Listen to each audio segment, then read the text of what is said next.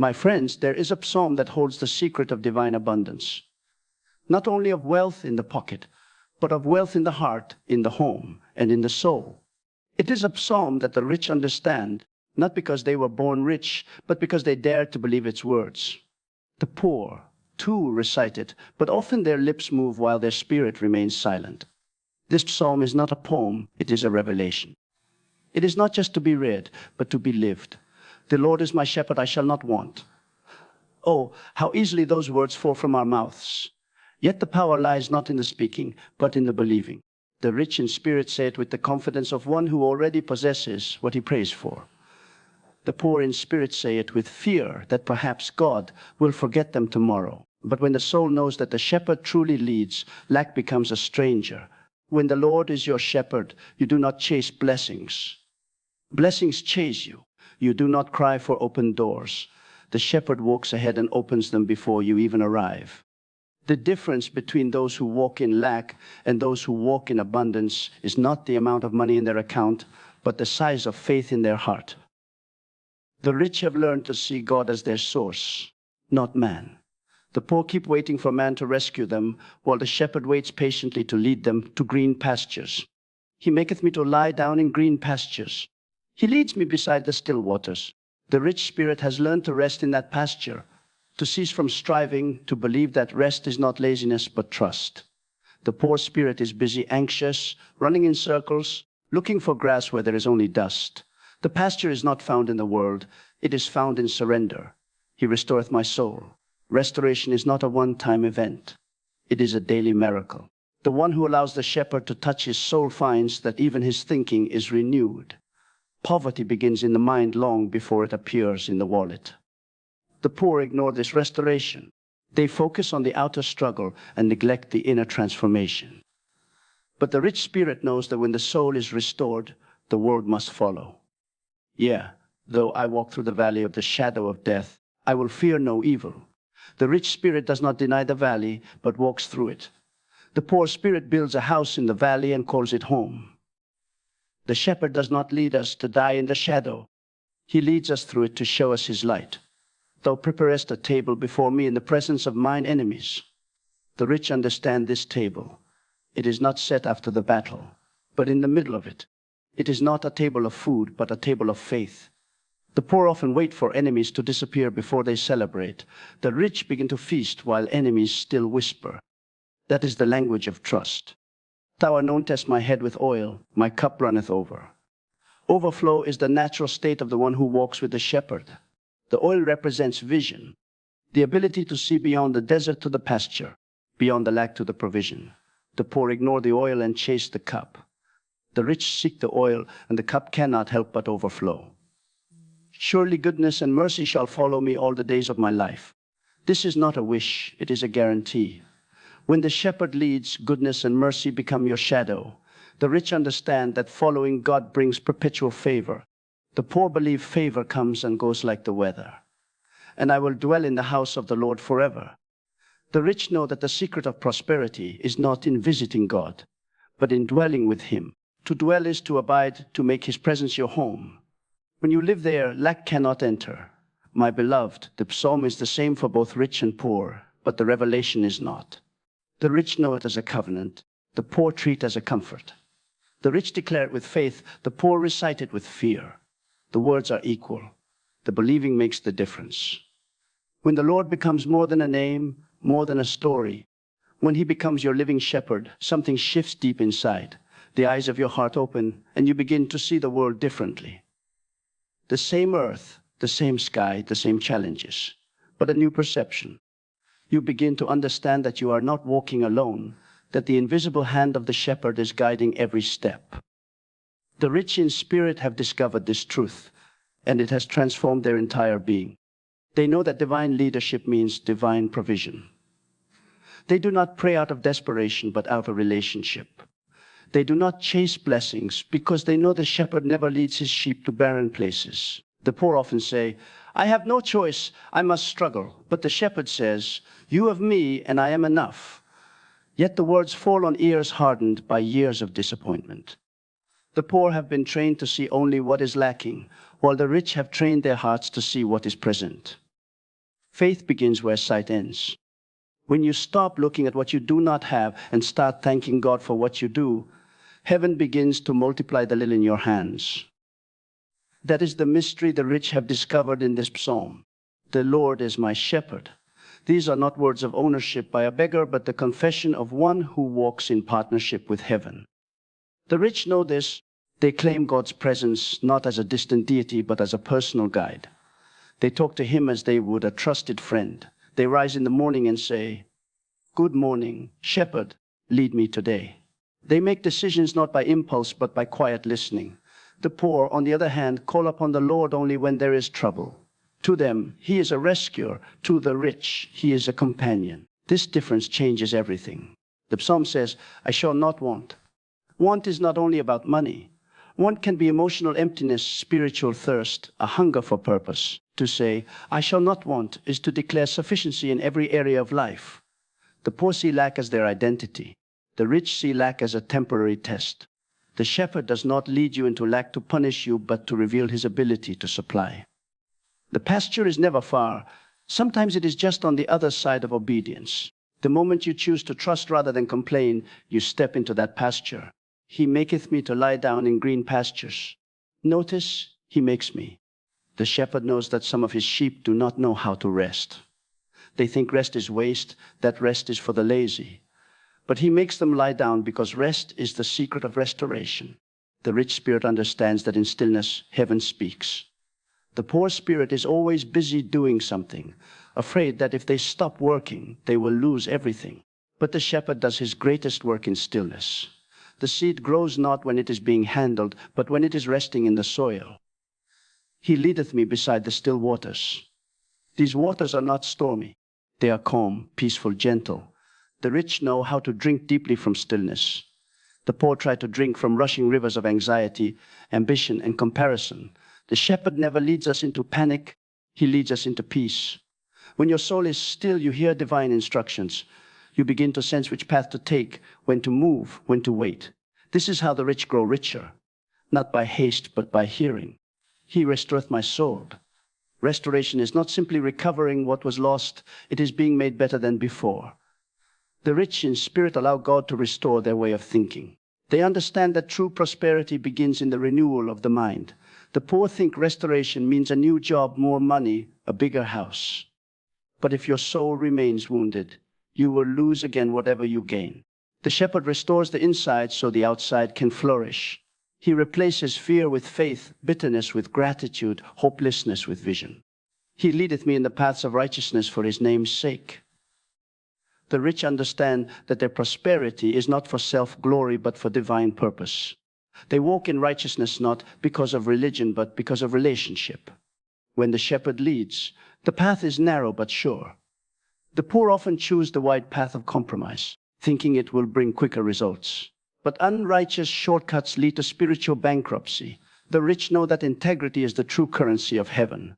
Yea, though I walk through the valley of the shadow of death, I will fear no evil. The valley is unavoidable. Even the most faithful will pass through it. But the rich do not settle there. They walk through it. They understand that the shadow is not the substance, it is merely a test of perspective. The poor often magnify the shadow until it becomes their reality.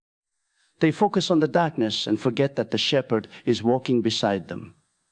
The rich keep moving, their eyes fixed on the light ahead. They know that valleys are temporary classrooms where faith is strengthened. For thou art with me, thy rod and thy staff, they comfort me. The rod corrects and the staff directs. The rich embrace both. They welcome discipline because they know it shapes destiny. The poor resist correction, mistaking it for rejection. The shepherd's rod may hurt, but it heals. His staff may pull you away from your path, but it saves you from danger. The rich understand that divine correction is a sign of divine investment. God only disciplines those he intends to promote. Thou preparest a table before me in the presence of mine enemies. The rich know that the presence of enemies does not mean the absence of God. In fact, it means the banquet is near.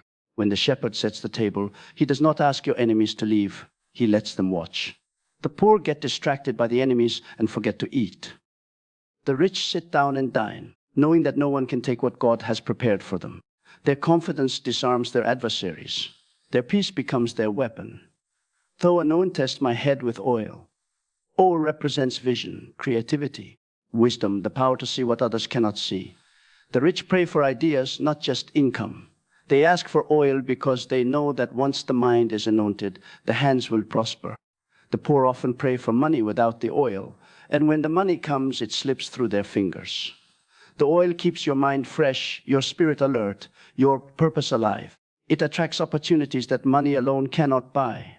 My cup runneth over. Overflow is not an accident. It is the natural outcome of living under the shepherd's care. When you walk with God, you cannot contain the blessings. They spill over into your family, your community, your generation. The poor often stop at just enough. They think survival is success. But the shepherd wants more for his sheep. He desires that your cup overflow so that others may drink from your abundance. The rich know that overflow is not about greed. It is about impact. Surely goodness and mercy shall follow me all the days of my life. The rich expect goodness. They expect mercy. Not arrogance, but faith. They wake up believing that today will be filled with divine encounters. The poor expect trouble. They say, something always goes wrong for me. And according to their faith, it is so. The shepherd's promise is not selective. It is for all his sheep, but only those who expect it experience it. Expectation is the womb of manifestation, and I will dwell in the house of the Lord forever.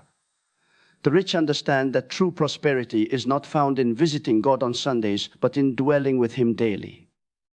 To dwell means to remain, to abide, to stay connected. They carry his presence into the marketplace, the boardroom, the home. They see every place as sacred ground because the shepherd is with them. The poor separate the sacred from the secular. They think God lives only in temples and churches. But the rich know that the shepherd lives within them.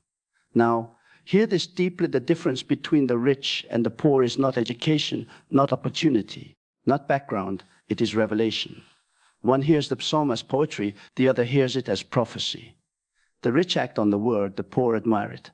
The shepherd's promise is available to all, but it requires surrender. You cannot follow the shepherd and still insist on your own way. The rich yield, the poor argue. The rich obey quickly, the poor delay until the moment passes. There are many who say, I have prayed, I have prayed, but nothing changes. And I tell you, it is not what you say that changes your life, but how you believe while you say it. When you declare, the Lord is my shepherd, you must mean it from the depth of your soul. You must say it when the bills are unpaid, when the doors are closed, when the valley seems endless. You must say it until your mind believes it, until your spirit breathes it. The rich have learned this discipline. They speak the psalm until it becomes their reality. The shepherd leads us not only to green pastures, but sometimes through deserts to train our eyes to see his hand even in the dust. The poor curse the desert, the rich search for hidden water. The shepherd hides treasures in unlikely places. Many lose them because they complain instead of explore. Every challenge is a disguised pasture, every delay a secret leading. The rich look for God in everything. The poor look for what is missing. When you know the shepherd, fear loses its voice. The rich are not fearless because life is easy. They are fearless because they know who walks beside them. The poor are often afraid of tomorrow, afraid of failure, afraid of change. Fear builds walls, faith builds doors. The shepherd's presence turns fear into faith. When the heart knows the shepherd's faithfulness, worry becomes worship. The oil that runs down the head does not stop there. It flows to the garments, to the edges, to everything connected. That is how divine abundance works. It starts within and flows outward. The rich nurture their inner life, knowing that it determines their outer world. They guard their thoughts, their words, their atmosphere. They feed their faith daily. The poor focus on the external, what people say, what they see, what they lack. But faith is not built by sight, it is built by trust. The shepherd's sheep recognize his voice. The rich have trained their ears to discern that voice amidst the noise of life. The poor often confuse every sound for divine direction. To know the shepherd's voice, you must spend time with him. The more you listen, the clearer he becomes. The rich do not make decisions in haste. They wait until they hear. And when they hear, they move boldly. That is why doors open for them. Heaven follows obedience. Many desire the overflowing cup, but ignore the discipline of following the shepherd. The cup overflows at the table he prepares, not at the table you choose. The rich do not chase tables. They follow the shepherd to his. The poor want the blessing without the leading, the abundance without the surrender. But the shepherd never blesses rebellion. He blesses obedience. When you live by this psalm, life becomes a continuous journey of grace. Every season has meaning. Even pain becomes purpose. The rich see problems as invitations to revelation. The poor see them as proof of abandonment. Yet the shepherd never leaves his flock. He is there in the silence, in the delay, in the storm. The rich have learned to worship even when they cannot see. That worship opens heaven's treasury. "Ah, my cup runneth over." That is the voice of a man who has learned contentment and confidence at the same time. The rich do not boast about their abundance. They testify of their shepherd. They know that every overflow has a purpose. Their wealth becomes a channel, their influence a testimony, their success a sermon. The poor, even when blessed, often hoard out of fear of losing. But fear closes the hand that faith would keep open. The psalm is not a promise of a life without valleys or enemies. It is a revelation that even in the valley, even in the presence of enemies, the shepherd remains constant. The rich never confuse circumstance with covenant. They know that God's faithfulness is not seasonal. The poor lose heart when the path becomes rough, forgetting that the shepherd knows the way. The shepherd's rod comforts because it reminds us that we are never out of his reach. The rich welcome his touch even when it corrects. The poor mistake correction for condemnation, but correction is compassion in disguise. The shepherd corrects not to shame you, but to save you from destruction. The rich embrace correction as a sign that they are still under care. Goodness and mercy follow those who follow the shepherd. They do not lead. You cannot chase them. They follow naturally. The rich do not chase blessings. Blessings chase them. Wherever they go, favor finds them, because the shepherd's presence is with them. The poor chase goodness and mercy as if they were fugitives. But the key is simply to follow the shepherd. When you walk with him, goodness and mercy have no choice but to follow. Every line of this psalm is a seed. The rich water it with faith until it becomes fruit. The poor often plant it and forget it. The shepherd's words require meditation. You must speak them, think them, breathe them, until your spirit becomes one with them. The psalm is not just about comfort. It is about dominion, trust, and transformation. To live this psalm is to move from fear to faith, from want to worship, from chaos to calm, from lack to overflow. The shepherd does not promise luxury, he promises sufficiency. But when sufficiency meets gratitude, abundance is born. The rich have learned this secret. The poor still wait for proof before they believe. Yet the shepherd says, believe first and you will see. And so this psalm remains the divine code of abundance, ancient yet ever new. The rich live by it not as poetry, but as principle. The poor recite it as memory, but the rich manifest it as reality. The shepherd remains the same, his promise unchanged. The difference is not in his voice, but in the ear that hears, not in his hand, but in the heart that trusts. The psalm has not lost its power. It is alive, waiting for someone to believe it deeply enough to live it. And when they do, lack will vanish, fear will bow, and the overflowing cup will speak louder than words. The Lord is my shepherd, I shall not want aught. So, my friends, if there is one truth to carry home, it is this.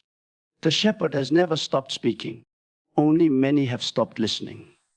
The difference between those who live in abundance and those who live in lack is not in their destiny, but in their decision to trust the shepherd completely. When you make the Lord your shepherd in truth, not in theory, not in song, but in surrender, you will lack nothing. Do not let this psalm remain a poem on your lips. Let it become the rhythm of your life. Let every valley remind you of his presence, every enemy remind you of your table, and every drop of oil remind you that you are chosen for overflow. The world may chase wealth, but those who walk with the shepherd carry something greater.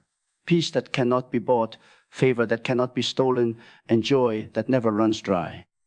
If you will believe these words, live them, and walk with the shepherd daily, then surely, not maybe, not sometimes, but surely, goodness and mercy will follow you all the days of your life.